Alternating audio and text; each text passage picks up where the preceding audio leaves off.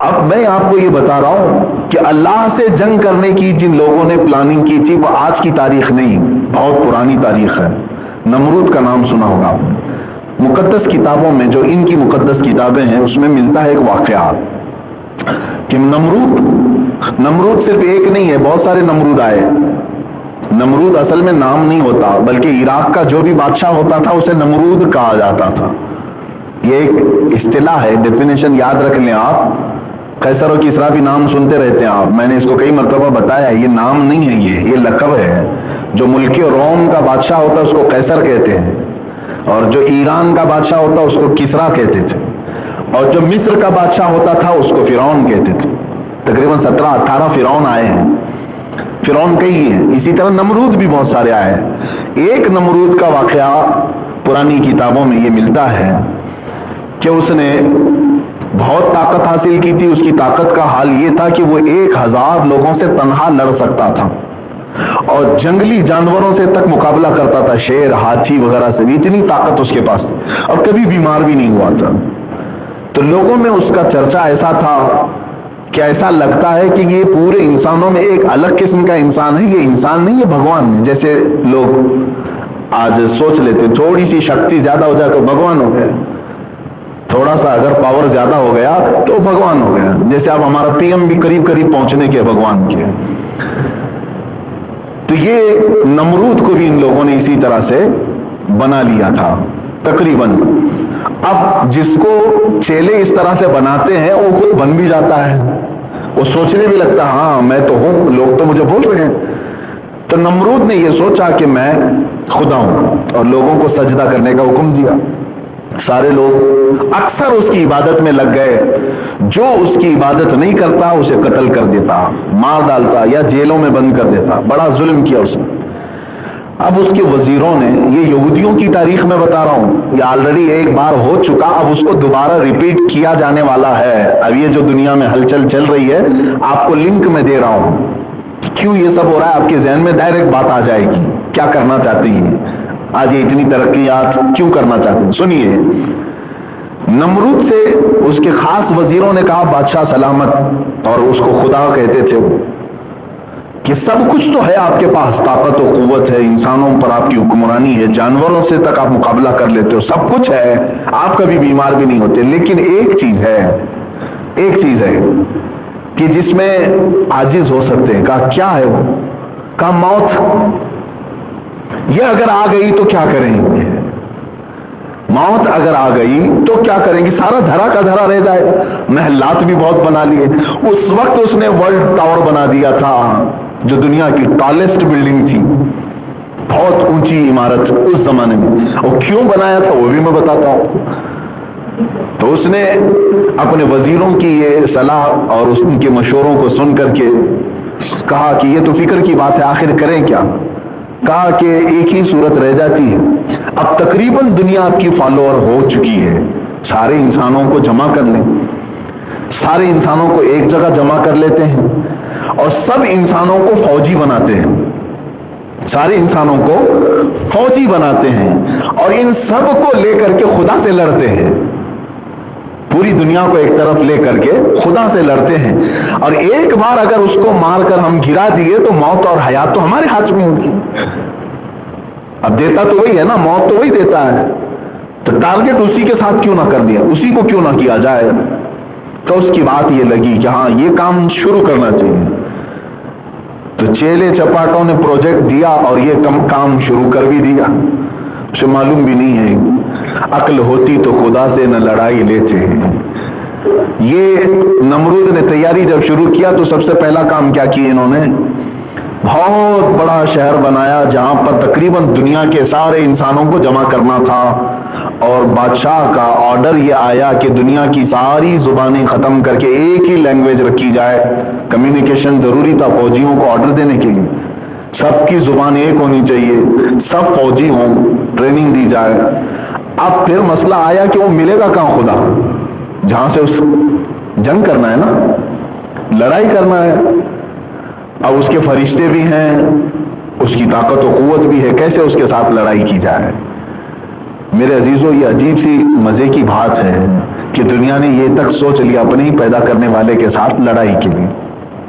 اس کے بعد وزیروں نے کہا کہ سنا آسمانوں پہ رہتا ہے، بڑی عمارت کیوں نہ بنا لی جائے جو آسمان تک پہنچتی ہو۔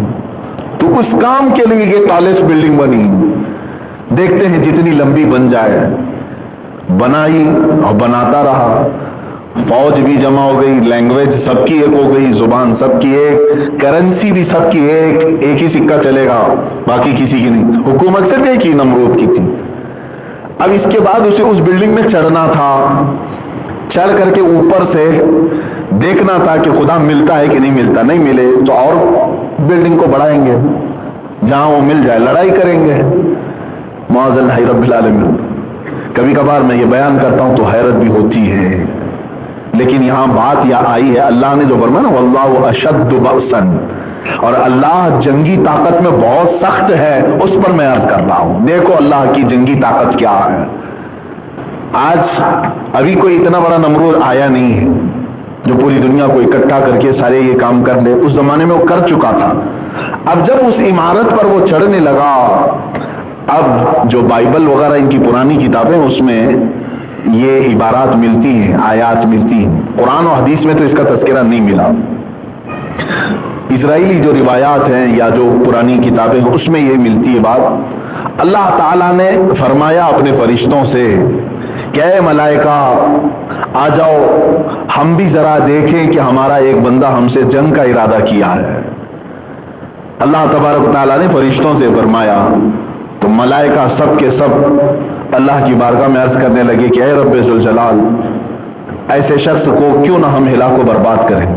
اللہ تبارک و تعالیٰ نے نہ اپنے لاکھوں کروڑوں اربوں فرشتوں کو، جن کی تعداد کا علم ہمیں بھی نہیں، بارش کے قطروں سے زیادہ اللہ کے فرشتے ہیں، بہت، ان کی تعداد کا کوئی اندازہ نہیں کر سکو گے آپ۔ اللہ تعالیٰ نے ان لاکھوں کروڑوں فرشتوں میں سے ایک فرشتے کو صرف دنیا میں بھیجا، سب نہیں، ایک فرشتے سے کہا کہ اے میرے فرشتے جا تو دنیا میں اس کی بنائی ہوئی عمارت اور اس کی فوج کا معائنہ کر کے آ جا، جائزہ لے کر کے آ جا۔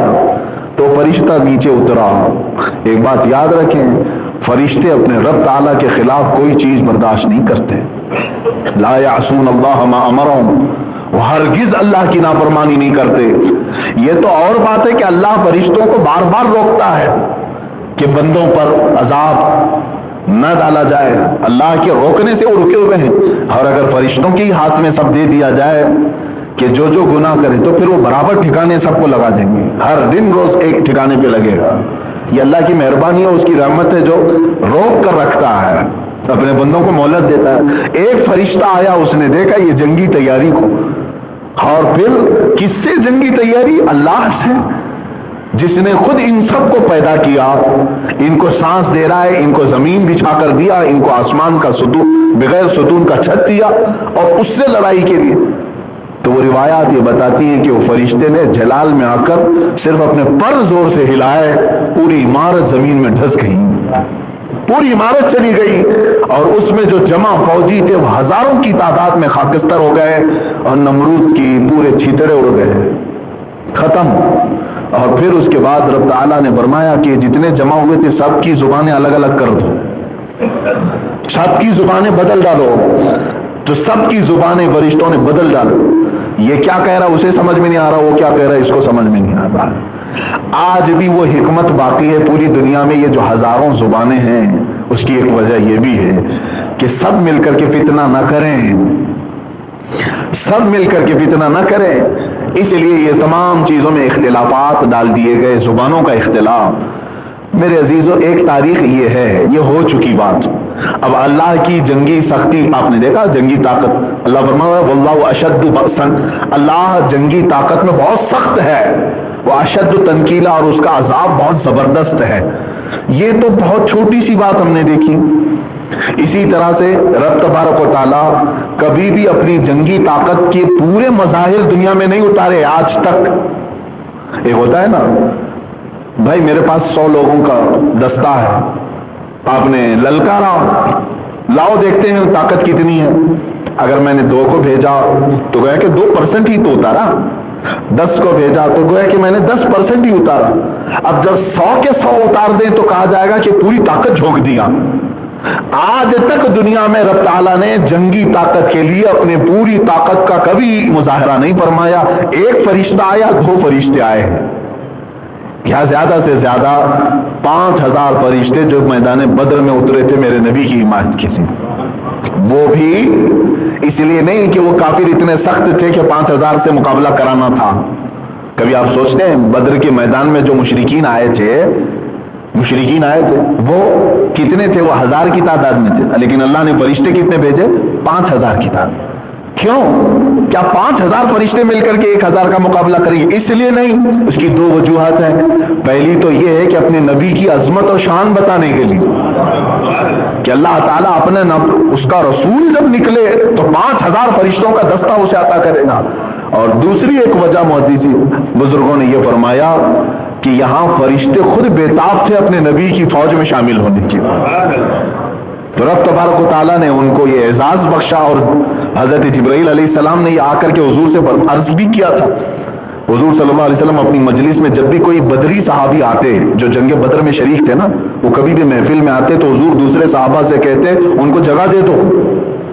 یہ بدری صحابی جبرائیل امین آیا اور عرض کیا یا رسول اللہ صلی اللہ علیہ وسلم, جس طرح آپ کے صحابہ میں بدری صحابہ کی عزت ہے, اسی طرح اللہ کے سارے ملائکہ میں ان فرشتوں کی عزت ہے جو بدر میں اترے تھے.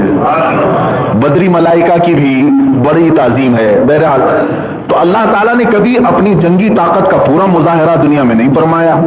ایک وہ بادشاہ تھا جو ابرہہ خانہ کعبہ کو اٹھانے کے لیے نکلا تھا اور ہاتھیوں کی فوج لے کر کے آیا اور پورے خانہ کعبہ کو ختم کرنے کے لیے اس نے اتنا بڑا لشکر جمع کیا تھا. اتنے بڑے بڑے ہاتھی تھے, اس میں سے ایک ہاتھی بھی اگر کسی گھر کو مار دے تو گھر ٹوٹ جائے, زبردست ہاتھی.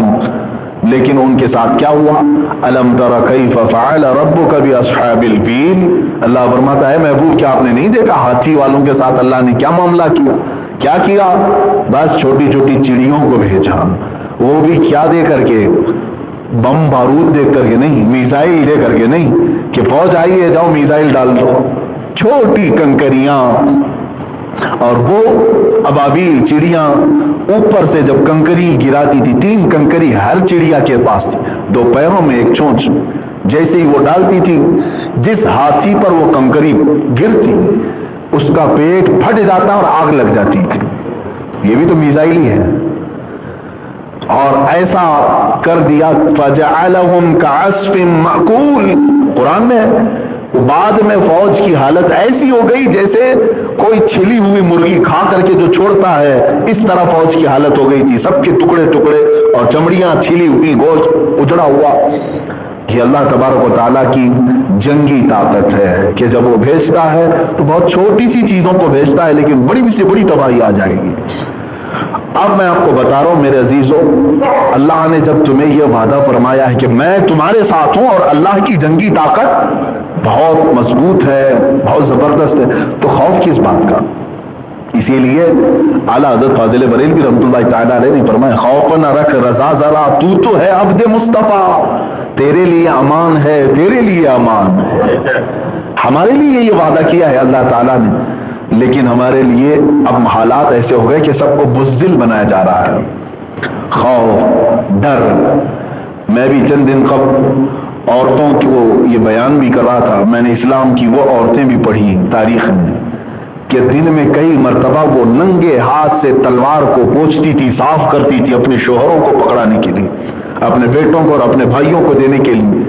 وہ خواتین ایسی تھی کہ ان کی ہتھیلیاں ہمیشہ تلوار کی دھار سے کٹی رہتی تھی, تلوار کی دھار سے کٹی رہتی تھی.